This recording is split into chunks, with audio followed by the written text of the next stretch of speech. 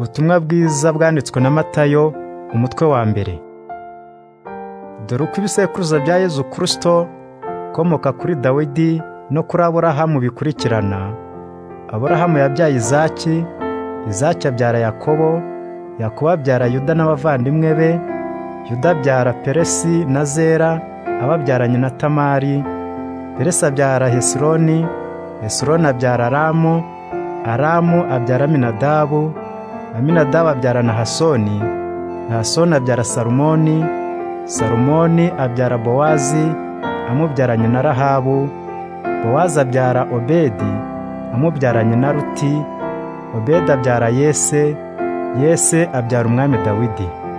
Dawidi yabyaye Salomo amubyaranye na muka Uriya, Salomo abyara Robowamu, Robowamu abyara Abiya, Abiya abyara Asa, Asa abyara Yozafati, Yozafati abyara Yoramu, Yoramu abyara Uziya, Uziya abyara Yotamu, Yotamu abyara Ahazi, Ahazi abyara Hezekiya, Hezekiya abyara Manase, Manase abyara Amoni, Amoni abyara Yosiya, Yosiya abyara Yekoniya n'abavandimwe be, babayeho igihe Abayuda bajyanwagaho iminyago i Babiloni.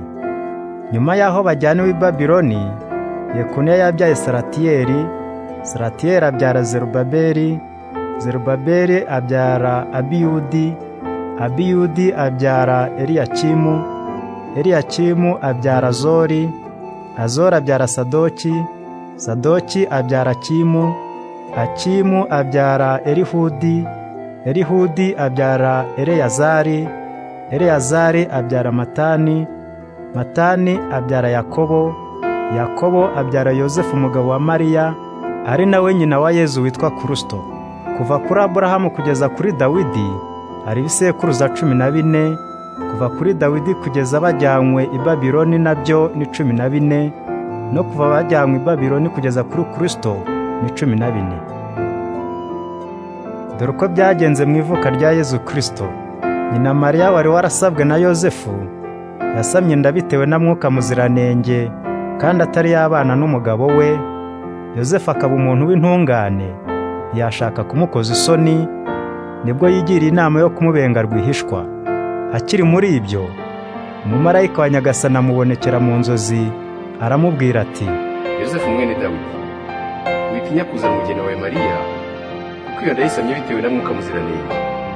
Azarabyara umuhungu umwite Yezu, kuko ruzakiza abantu b'ibyaha. Byose byabereye kugira ngo bibe nk'uko Nyagasani yari yaratumye umuhanuzi kubivuga ati, dore umukobwa w'umwari azasama inda, azabyara umwana w'umuhungu, bazamwita Emanuweli, bisobanurwa ngo Imana iri kumwe natwe. Yosefu akangutse abigenza uko umumarayika wa Nyagasani yari yamutegetse, azana umugeni we, ariko ntibaryamana kugeza igihe yabyariye umwana w'umuhungu. Uwo mwana Yosefu amwita Yezu.